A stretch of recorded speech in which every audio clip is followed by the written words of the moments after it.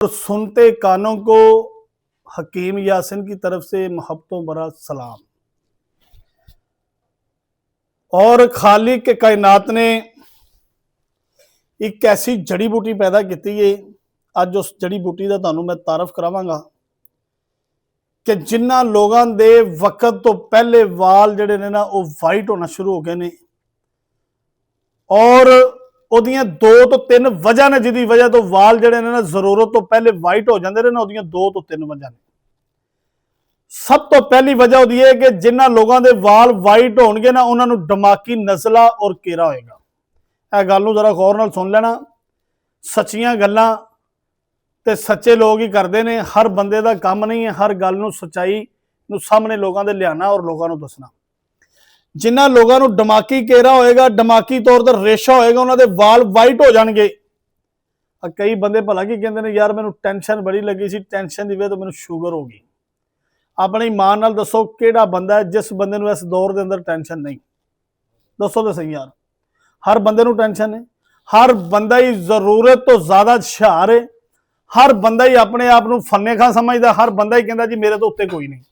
और देखो जी सब तो पहली वजह है कि जेड़ा बंदा जरूरत तो ज्यादा खांदा है ना वो किसी वक्त जाके छड्ड भी देवे तो फिर उसका छड्डण का फायदा नहीं, फिर भी खाई जाए क्योंकि उन्हें मरण की पर्ची कटा ली है। देखो अल्लाह की तरफों जो आ गई उदों तो जी रात कबर जो बाहर तो नहीं, मगर कम सो कम जिन्नी देर बंदा दुनिया से रहे उन्नी देर तक तंदुरुस्ती ना जिंदा रहे ना।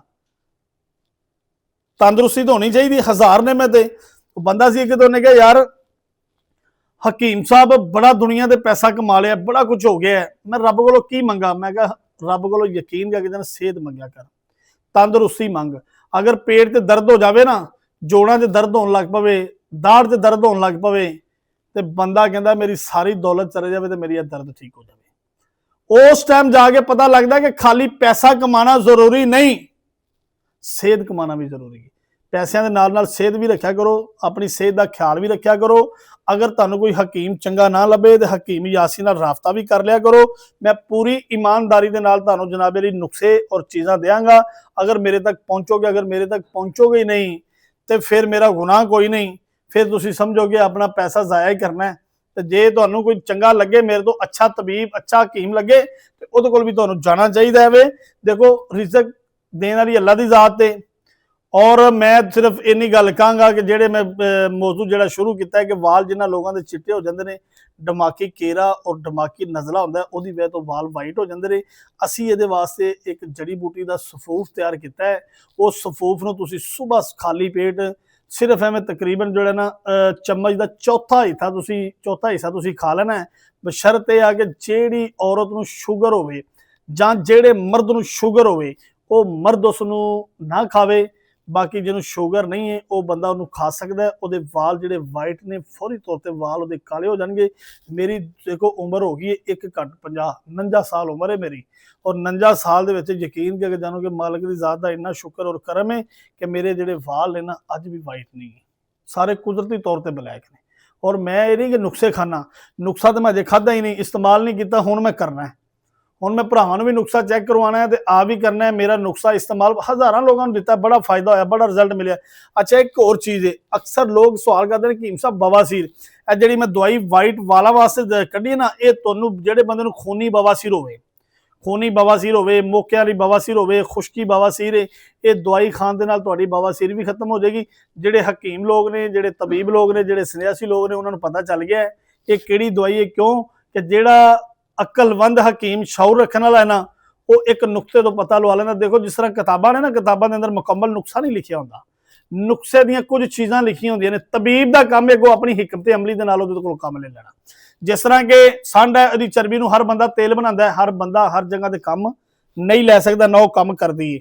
जिस तरह के गोह की चर्बी हर जगह से काम नहीं करती, जोका ने हर जगह से काम नहीं करदियां, इस तरह जिहड़ा नुस्खा जिंज होएगा उंज बनाओगे तो काम करेगा, वरना वो काम बिल्कुल नहीं करेगा। और कोई बंदा जिहड़ियां गल्लां बातां मैं नहीं रह गई, जिहड़ियां नहीं वीडियो के अंदर दस सकिया, मेरे नंबरों से राबता कर लो 030085753738 नंबरों से राबता करके ते अपना आर्डर बुक कराओ। पाकिस्तान और पाकिस्तान तो बाहर भी इंशाअल्लाह ताला पूरी ईमानदारी नाल उन्हां दे कोल साडे आर्डर पहुंचणगे। और जिस तरह के शादी कोर्स दी मैं पिछले महीने वीडियो बनाई है ईद तो पहले, ਤੇ ਯਕੀਨ ਕਰਕੇ ਜਾਣੋ ਕਿ ਅੱਜ ਈਦ ਦਾ ਤੀਸਰਾ ਦਿਨ ਹੈ, ਮੇਰੇ ਕੋਲ ਸ਼ਾਦੀ ਕੋਰਸ ਪੂਰਾ ਹੀ ਨਹੀਂ ਹੋ ਸਕਿਆ।